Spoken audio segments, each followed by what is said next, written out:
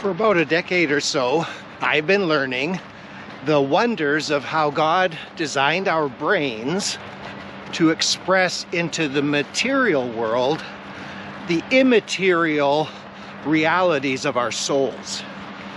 The brain is designed so that the mind, which is immaterial, can express itself in a material way.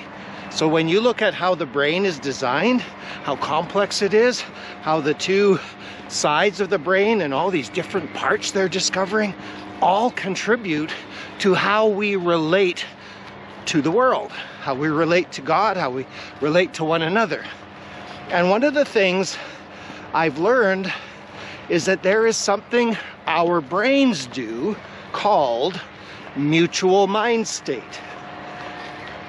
Our brains, the two sides, are essentially, the left side is where we process our beliefs, facts, information, reasoning. We juggle, we consider the things we believe.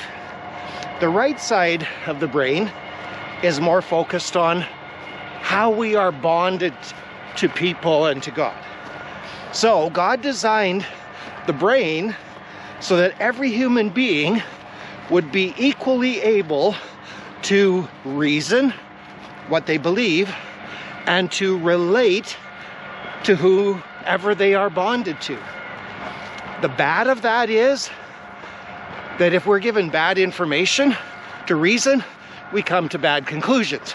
If we're giving bad bonds, bad attachments, bad relationships, then that conditions our brain to be protective, to be careful. The positive is that when you look at how the brain is designed for mutual mind state, we can have that with God and we can have it with His people. We can have a mutual mind state with one another because we have a mutual mind state with God. All of us do. So today I came to when Peter and John have come back to the church, their particular people, shared with them what the religious elite had said about being quiet about Jesus. They're now coming to God, and this is what it says. They've lifted their hearts, their voices to God in prayer, and this is their prayer. This is how it begins.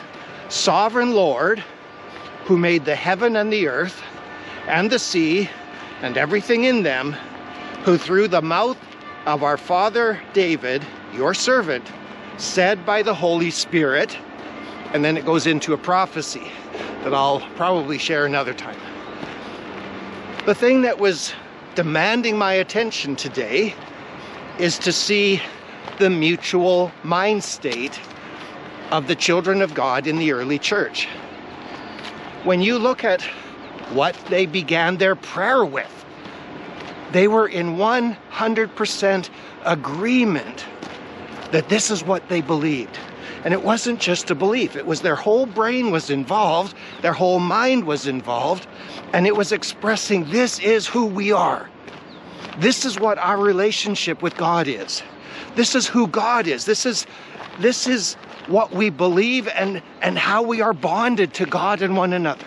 So, consider these things, and I'll share them as I think the church meant them, and you see if you're in mutual mind state with that, okay? Meaning that you're going to be saying, amen, amen, yep, yes, amen. That's me. I'm like that. My church is like that. I have a group of people like that I pray with. That's what we're looking for. Pay attention to your heart. Are you in mutual mind state with the early church? Because you believe what they believe, and you are bonded to God and one another the way they were bonded to God and one another. So it's sovereign Lord. The word there is the word used for master, the person who's in charge, who has authority over a group of people. So, are you in mutual mind state with the early church, with the apostles, that the first thing you want when there's trouble in your life or your church is facing trouble, and this is what you want. You want to begin with a mutual mind state with God as master over everything, as Lord over everything, as sovereign over everything. Is that the way you see it in yourself? Do you just believe it? Are you bonded to that? Is that the God you know? That He is my master. He is the master of our church. That's the way our church lives. That He is master. He is Lord. Jesus is head of the church. We live that way because it's our mind state and it's among us. So it's a mutual mind state. So sovereign Lord, who made the heaven and the earth and the sea and everything in them. The Bible from beginning to end says that God created everything. It then makes it clear that Jesus Christ created everything and says it was through Jesus Christ that God the Father created everything. So the triune God created everything. There was no evolution. There was no God doing one thing for an age of time and letting it do its own thing and then He intervenes again. None of that. That is false. That's part of the bitter of this is there are Christians, even Christian scientists, who are telling us don't agree with the Bible when nothing in science contradicts the Bible. So, do you have mutual mind state with me, with the early Christians, that God is the one who made the heavens and the earth and the sea and everything in them? Do you have mutual mind state with fellow believers about that? Jesus Christ created all things. In the beginning was the Word, and the Word was with God, and the Word was God, and all things were created through Him. That's what we believe in the church.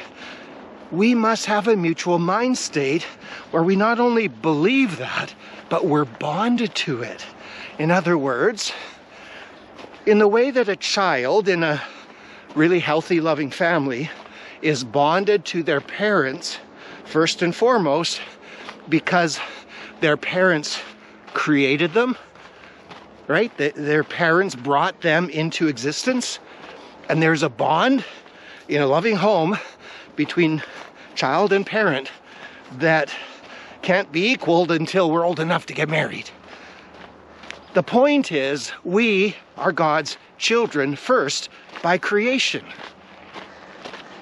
That's the first way we're His children. We are His creation. We bond to God as a Christian as our Creator, who created exactly as it's described in His Word. We believe that. And the issue is that the way we bond to Him? That we bond the way a creature attaches to the one who created us. That's what they're doing here. It's a huge part of the mutual mind state. That God is Creator. I believe it, and I bond to Him. And we do that in our church, in our gatherings. We're all bonded to the living God as our Creator. And that affects everything we pray. And then, who through the mouth of our father David, your servant, said by the Holy Spirit.